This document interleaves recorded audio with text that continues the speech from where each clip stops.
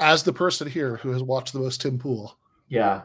like, does he have politics? Does he just kind of say things that sound cool to him that day? Oh, Like, what's your sense? I have one that I think you'll like, actually. I wish I could find this clip, but he had James Lindsay on. I know you're a big Lindsay head. You're a Oh big yeah, Lindsay fan. Yeah.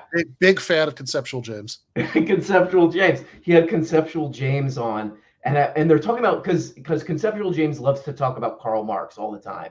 Like he's got these elaborate theories about Karl Marx, and and James Lindsay is going on and on about some Marxism thing that he thought up, and Tim Pool just looks at him and he goes, "Karl Marx was a very stupid man, right?" He just says that, and then James Lindsay is like, "Yeah, he's very stupid." And I just looked at it, I was like, you're wearing a beanie. You're wearing a beanie talking to a YouTuber and like one of the most, at least one of the most, like a guy who wrote, even if you don't, whatever, you don't agree with this, like wrote like these, all this theory that like really changed economics and philosophy and all this. And you're just like, he's an idiot, right? I don't know if I could. Yeah, sounds dumb to me, bro. I don't know. Yeah, it's a moron. Yeah, that's so correct, man. He was kind of stupid, wasn't he?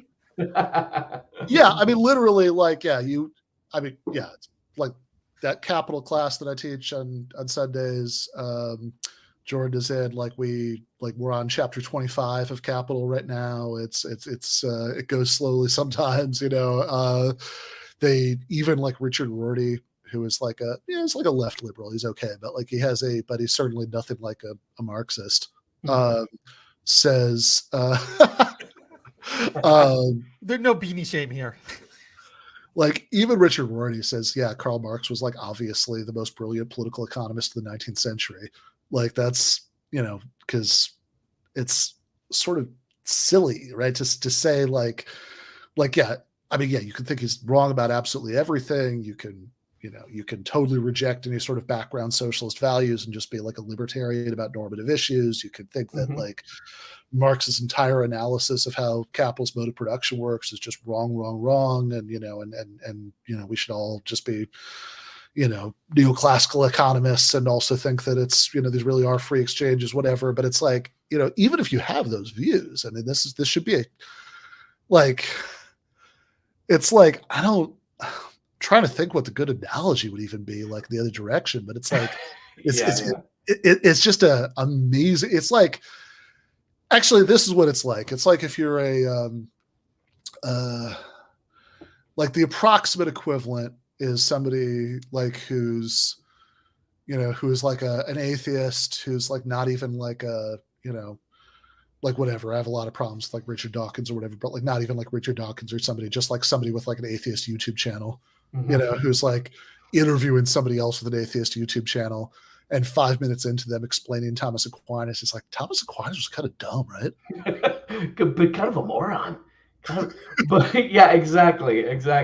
But that's like, it perfectly sums up, like if I could pick one thing to show you that would be like, why is his show interesting? Why is he an interesting character? It would be that, because what he does is he knows like kind of the direction he has to go in, like the general vibe of the things he has to say that his audience wants to hear, and he'll just kind of like act on that instinct and that impulse, you know what I mean? So it's like, oh, Karl Marx and all that's a bad guy, and then you're like, he's dumb, right? And then the other guy goes, yes. Like that's basically the Tim Pool show. And then they speculate and go in wild directions. My personal favorite being that Kanye is opening the eyes of Jewish people to the word of Jesus Christ. Yeah, you figure? Yeah. Because I mean, if I don't know about you, but if I were if I mean, I don't know. Look, it's a hard exercise, right? You think like what would convince, like if there's something you believe on a really basic level, what would convince you that you're wrong, right? So it's like, all right, what would convince me that, like socialism is bad and I should actually be a libertarian? What would convince, a deeply religious person there was no God, whatever. It's like, yeah. So, I don't know.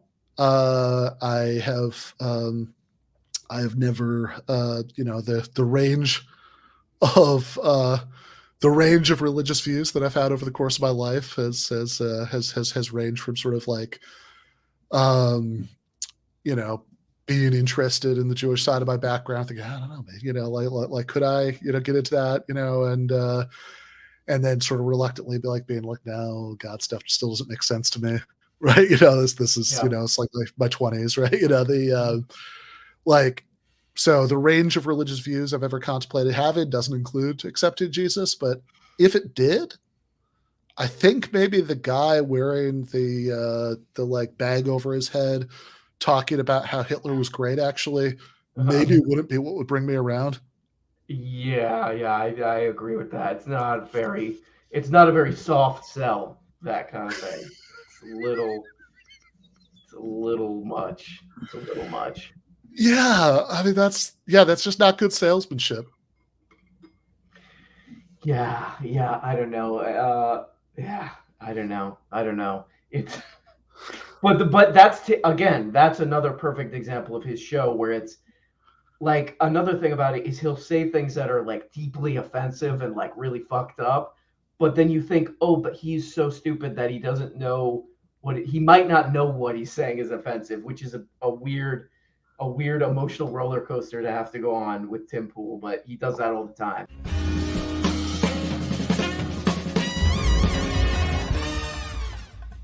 You have been watching free public content from Give Them an Argument. To access every single episode of the show, the main show on Monday nights, all of the streams, all of the debate breakdowns, all of the patron-exclusive postgames on Monday nights, all of the patron-exclusive bonus episodes every week, and much, much more, go to patreon.com/Ben Burgis.